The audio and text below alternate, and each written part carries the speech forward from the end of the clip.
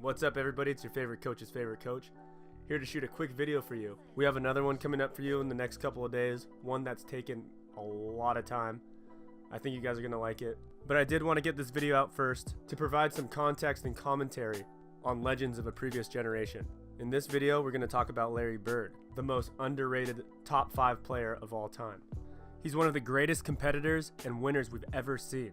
However, this new generation seems to write him off as being an unathletic, old, white guy. Many people arguing that he could not compete in today's game. The new generation is too fast and too athletic for him.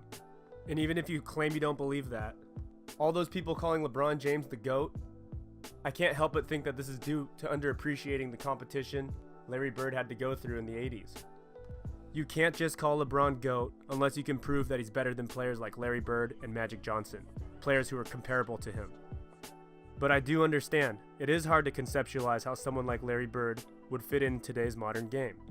His moves appear very methodical, and he is admittedly less athletic, and he does appear to be a little awkward. A common theme in all of our videos is to expose the fallacy that newer is better. That's not the case.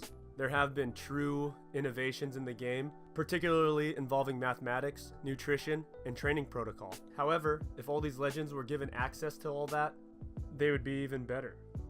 A great player is going to be a great player in any generation.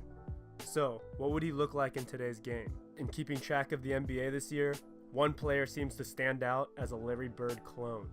Everything about this player reminds me of Larry Bird, and that's Luka Doncic. He's not as big, and he's not as great a defender, and almost any time you compare somebody to Larry Bird, it's like a curse. Just take a look at Adam Morrison. The first thing that stands out to me is the shots these guys would take and make.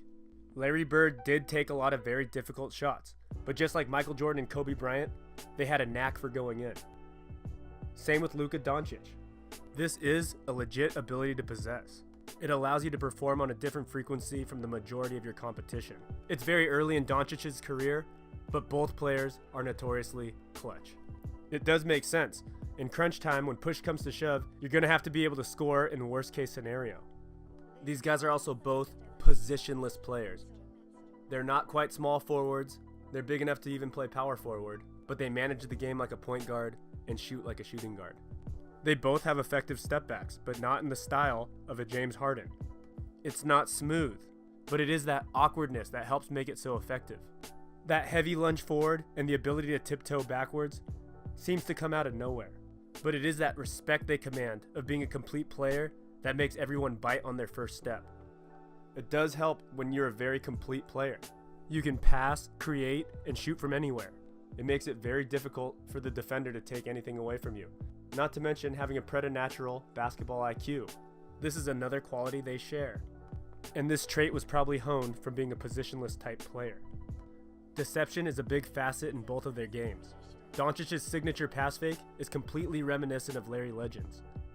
So this video is not saying that Larry Bird and Luka Doncic are the same player. Doncic still has a lot to prove to live up to that name. But stylistically, it's Luka Doncic who shows how Larry Bird's game would translate seamlessly in the modern NBA. But anyways guys, thank you for watching. We have another video coming up this week. I'm thinking of making this a series, taking NBA legends from previous generations, comparing them to modern players to see how they would fit in today's game. Thank you guys for watching, and as always, please like, subscribe, and share. We'll see you on the next one.